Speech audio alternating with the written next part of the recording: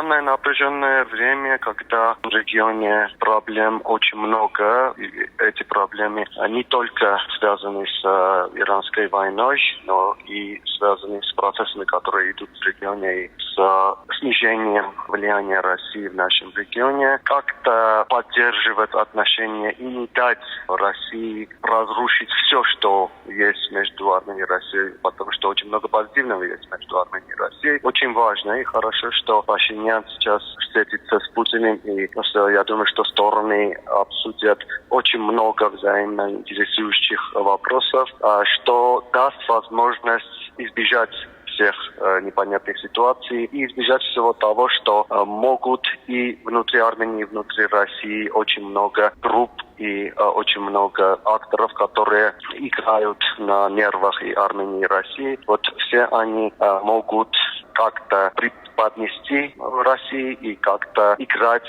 против интересов Армении. Вот все это, чтобы не допустить, встреча Пашиняна и Путина очень важна.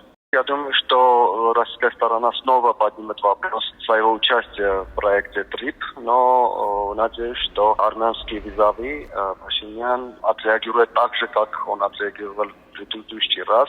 То есть в самом ТРИПе, то есть в той части, где она лежит в Армении, в Сюнике, Россия участвовать никак не может, но развлечение после ТРИПа, то есть в Нахичеван, после Нахичевана в Ерас, и дорога из Ераса в Гюмри, потом из Гюмри в Карс и так далее. Здесь уже находится, вот эта часть уже находится под контролем российских железных дорог. Так что здесь у России очень много работы. Если Россия хочет бить вне этих процессов, то должна понять, что нужно работать там, где она уже есть и где Армения очень заинтересована, чтобы российская сторона свою работу выполняла. Но есть и другая сторона, есть и проблема с южно-кавказскими дорогами, о которых мы знаем. Есть и возможность продажи армянских железных дорог третьим сторонам. В последний раз говорили о возможности приобретения акций казахстанской организации.